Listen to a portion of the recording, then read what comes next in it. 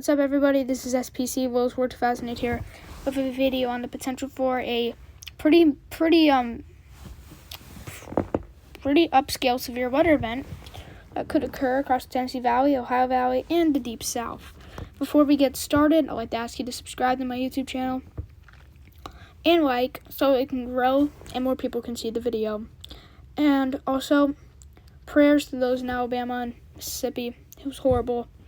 If you guys hadn't seen that supercell that tracked through Birmingham, pretty much obliterating the city, it dropped a tornado emergency as it tracked over 100 miles. It was horrible. My area, too, was affected, but not till later on, and we actually had a PDS tornado warning in southwestern Middle Tennessee. Also, I'm included in tomorrow's risk, so I have to really watch out as well. And surrounding folks, please watch out, too. But let's hop into this. So the temperatures right now are very nice, and we got 80s in southeast Georgia, along the coast, South Carolina, 70s across Alabama, Mississippi as cleanup is underway, and 60s in Tennessee. And the temperatures do look a little bit chilly up to our north.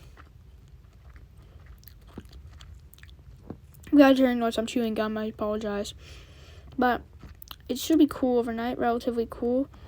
40s up there, 50s, with a warm front down to the south, making it into the 70s. And then tomorrow morning we have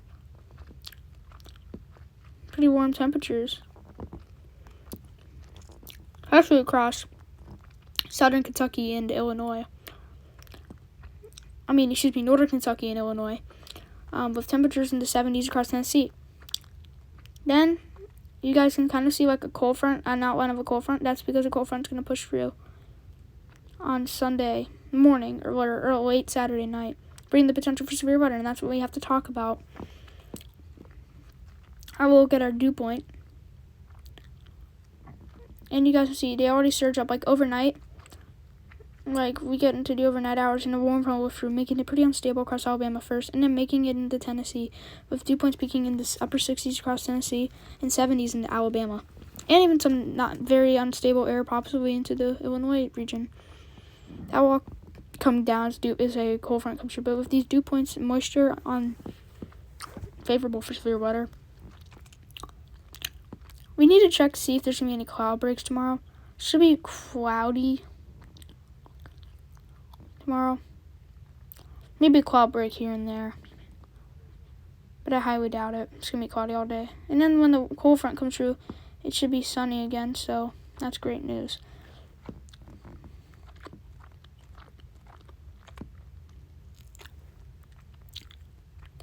So you guys can see early in the morning with the warm front lifting through could trigger some strong storms across Tennessee with a hail risk mainly. It should stay there all day. And then we get a break. So the break should happen around 4 o'clock, which should maybe unstable the air mass a little bit. And then we have supercell thunderstorms roll in central Tennessee. That could carry a tornado threat and hail threat.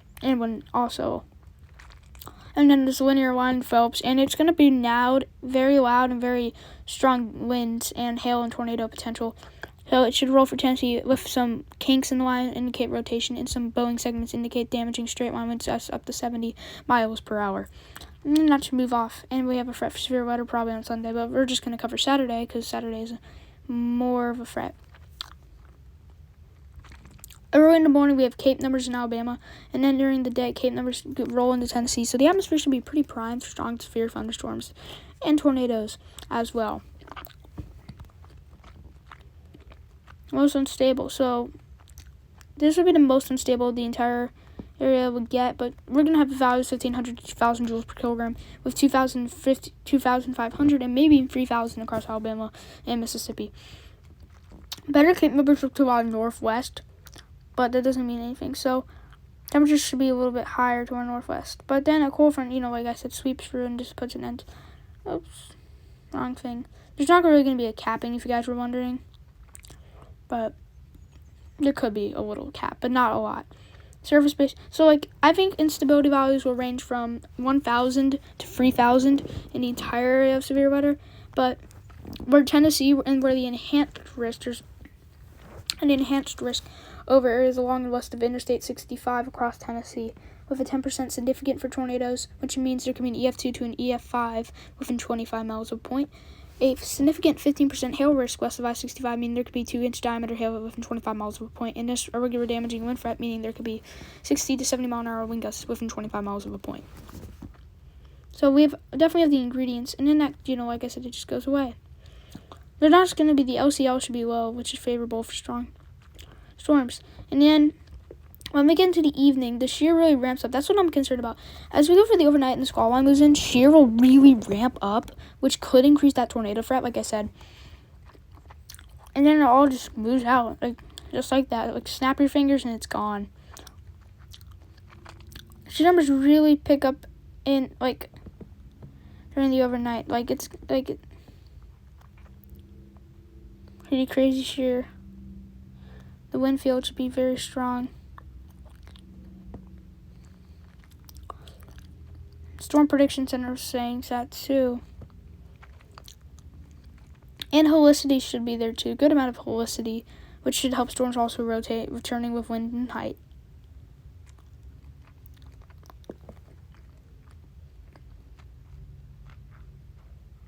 Now we'll look at our supercell composite parameter.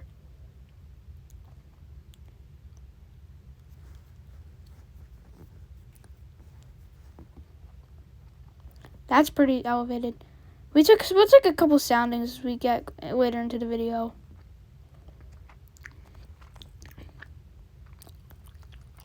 PDS tornado in southwestern Middle Tennessee with a good amount of cape, not a very strong cap, and a good wind field, and a good slings. The photographs are curved a little bit too, off to the left. Now the significant tornado parameter should be pretty high too. Wow, look at those numbers. There's a little spot I kind of want to get. Pretty impressive. Fat cape line, 2,000 joules to 3,000, maybe. Isolated spots. And even in central Tennessee, we got some pretty good significant tornado parameter numbers as well. Now we will look at our current forecast. Oops. Ugh. Here we go. Sorry about that, guys. The day one quarter outlook in the Storm Prediction Center has a few marginal risks. This is for the elevated hail threat in the morning. No tornado threat.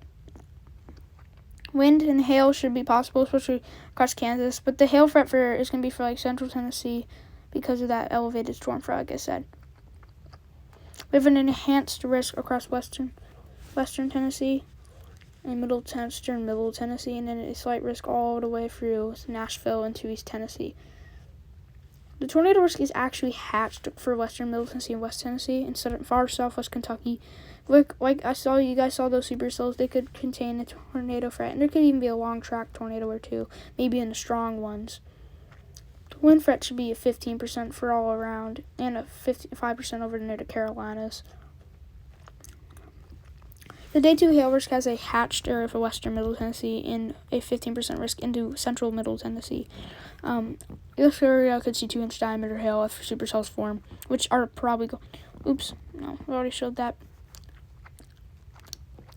And then we have a marginal risk over eastern Middle Tennessee and eastern Tennessee, and we have in general thunderstorm risk back towards the west where the cold front comes through. And we actually have a giant slight risk for eastern Tennessee, northeast Alabama, northern Georgia, northern South Carolina, portions of North Carolina, southeastern West Virginia, far eastern Kentucky, and portions of Virginia.